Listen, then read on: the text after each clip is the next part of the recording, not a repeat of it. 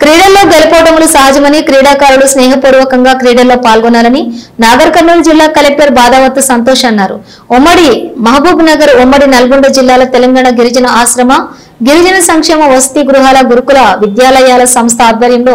6వ గిరిజన జోనల్ స్థాయి క్రీడలను గిరిజన సంక్షేమ గురుకుల పాఠశాల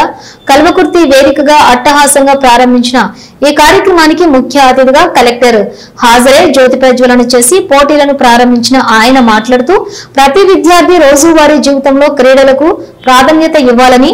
క్రీడలు కేవలం పోటీలో గెలవటం లేదా బహుమతులు అందుకోవటం కోసం కాకుండా జీవితంలో క్రమశిక్షణతో ముందుకు సాగేందుకు ప్రేరణగా ఉండాలని ఆయన సూచిస్తూ క్రీడల ద్వారా ఆరోగ్యవంతమైన సమాజం నిర్మించవచ్చని, విద్యార్థులు క్రీడలను కేవలం పాఠశాల స్థాయిలో మాత్రమే పరిమితం చేయకుండా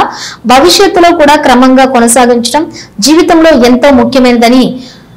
అవి విద్యార్థుల్లో క్రమశిక్షణ, సహనం, జట్టు భావన వంటి విలువలను పెంపొందిస్తాయని ఆయన వివరించారు. క్రీడాభ్యాసం విద్యార్థుల ఆత్మవిశ్వాసాన్ని పెంచి వ్యక్తిత్వ వికాసానికి దోహదం చేస్తుందని, క్రీడల్లో గెలిచినా ఓడినా సమానమేనని, ఓటమి అనేది విజయానికి నాంది అని ప్రతి విద్యార్థి స్నేహభావాన్ని అలవర్చుకుంటూ క్రీడల్లో పాల్గొనాలని విద్యార్థులకు సూచించారు. నేడు నిర్వహిస్తున్న రాష్ట్ర స్థాయి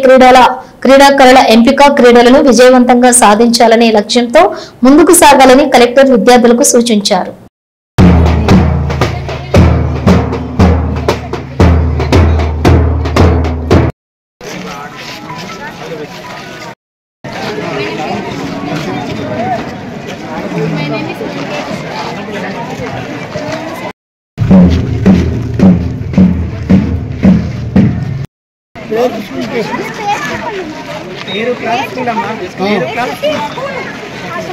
జిల్లా నుంచి క్రీడాకారులు పార్టిసిపేట్ చేస్తున్నటువంటి సందర్భంగా